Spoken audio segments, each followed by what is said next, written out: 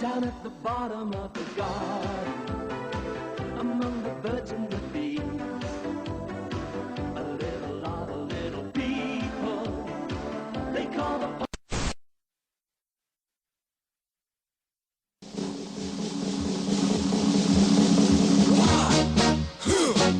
yeah. What is good for? Absolutely. Belgiumia, the land of the lagoon. For an age, uneasy peace had endured between the warlike Monge-Tu in the south and the peaceful Pea Coalition in the north. Recently, however, a sea change in Monge-Tu political power had caused a rise in tensions. Unbeknownst to the garden peas, the Monge-Tu had raised an army in their capital city, Champigny, and were marching north, cutting a juicy sway through the legions of SPC troops, unprepared for the ferocity of the sudden assault. To the SPC generals, it was all too clear that the Monge-Tu's target was the ancient Sprout homestead of Brussels, and, in particular, the mighty fortress of Castle Chou-Fleur.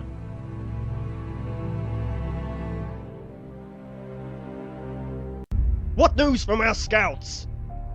Only dire, my liege. Our rangers harry their lines to lend time to the citizens heading for the castle, but our forces in the field are scattered and demoralized. That is it then. No further help is coming. Chou-Fleur must stand alone against the spring filth. Your Highness, the castle cannot stand with so few defenders against so many. It will do as it always has. Chou-Fleur will endure. The SPC will endure. This is not the first time the castle has faced aggressors. The Chubas could not take her. The Rhubarb were repelled. The Kelp thrown back into their turgid waters. The Monge-Tu will not take Chou-Fleur, not while there are brave Sprouts and Peas to defend her. Yeah, of course, Your Highness, but we will begin preparation. Princeps Cultivar's certainty roused the hearts and spirits of his generals and advisors, even as he spat defiance at the hordes of the snow peas gathered on the fields outside the castle.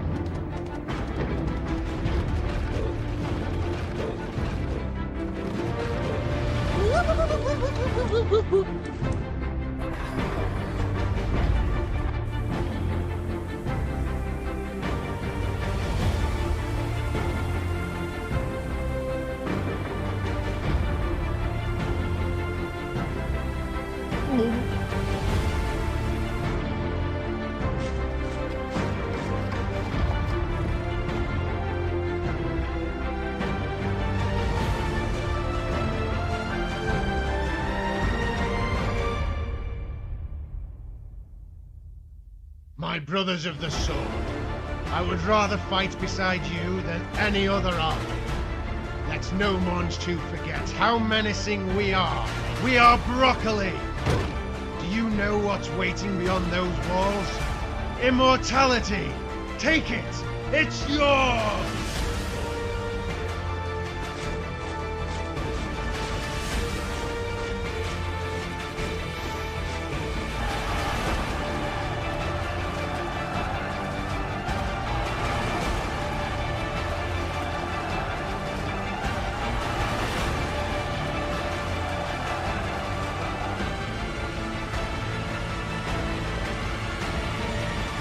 See in your googly eyes the same fear that would take the heart of me.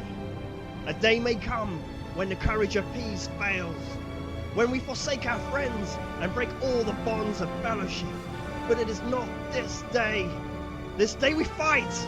By all you hold dear on this good earth, I bid you stand! Peas of the North!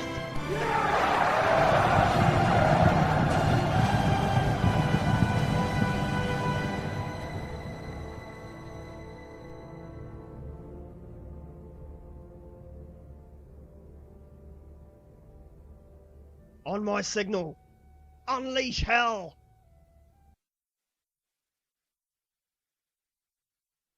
The arrows blocked the sun, fell on the Munch Two, taking a devastating toll.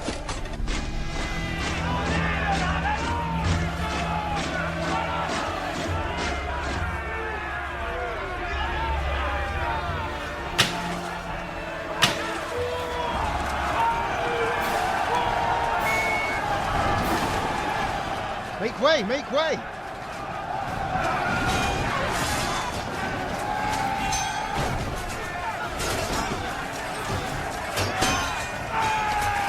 This is blasphemy! This is madness! This is Tartar!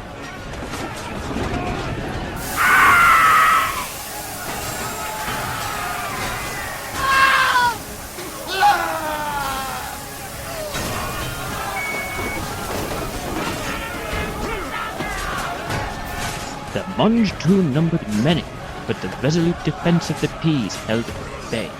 Seeing this, General Satyban sent forward the siege engines.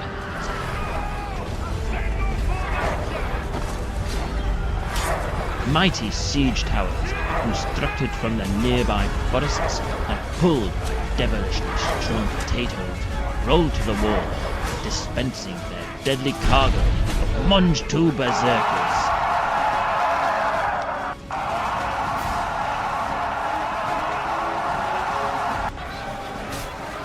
Seeing the plight of his men on the wall, Cultivar stepped into the fray, cutting down the enemy with righteous wood, steadying his feet.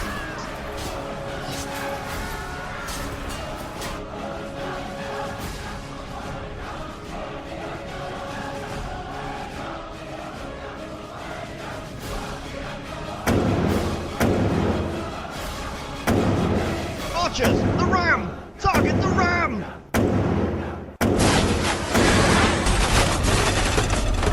The arrows found their mark, and the threat of the ram was removed. With a winding of horns, Satyban sounded the retreat. The initial assault of the Munch Two had crumbled on the defiant walls of Castle Chou-Fleur.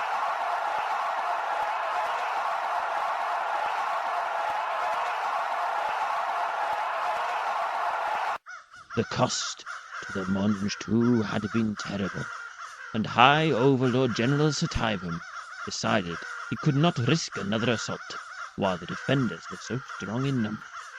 He settled in for an extended siege.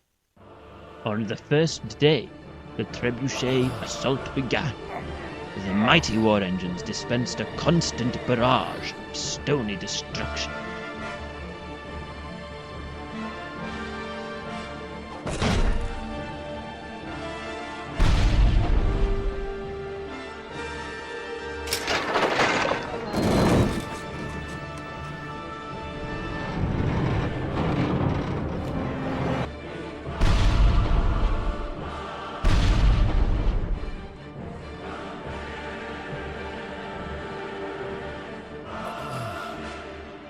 And even less savory ammunition.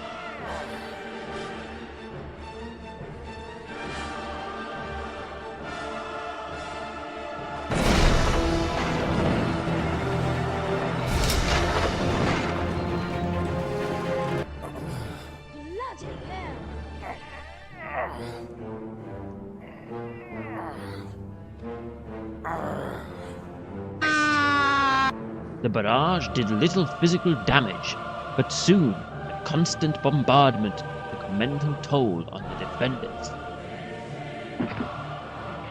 By the end of the first week, Satyban's army had poisoned the water supply of the castle, forcing the defenders to rely on stockpiles and natural rainfall. Even so, some succumbed to the poisoned water in desperation. And still, the siege wore on. As days became weeks, weeks became months, Satyban bided his time, knowing that within the castle, food and water were running short. Still, the siege wore on, and the cost in greengrocery was catastrophic.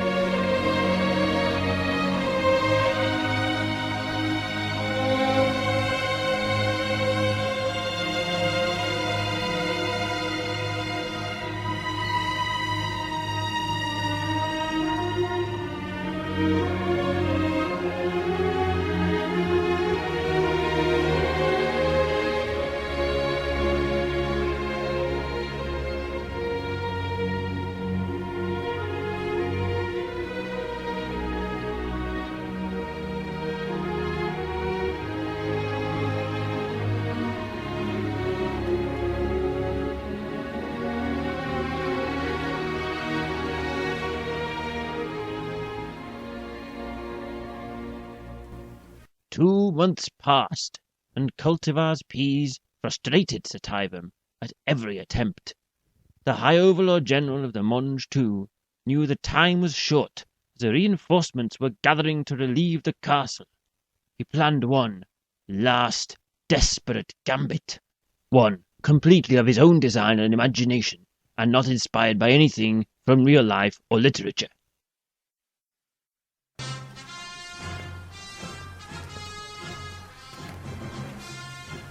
Soldier, report. What's happened? The Monge too, boss? They're gone?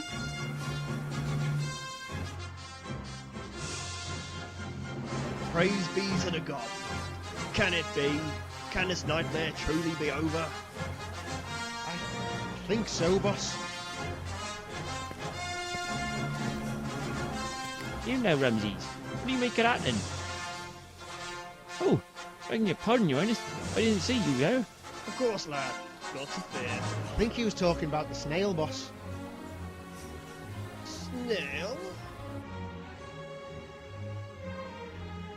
What is it? Mollusk, Your Honour. Terrestrial pulmonary gastropod mollusk, to be precise. I reckon it's a Helix pomatia. You know a lot about snails, lad. He was training to be a conchologist, boss. Before the war. The war has taken a lot from all of us, lad.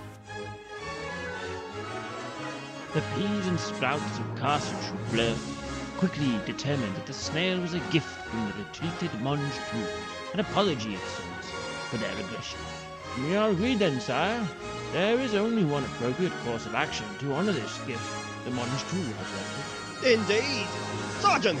Burn this heinous piece of tat if you'd be so kind.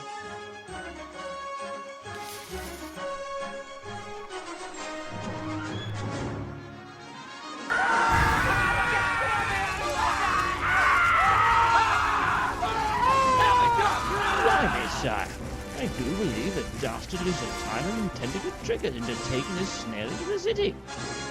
Oh! Fuck it then!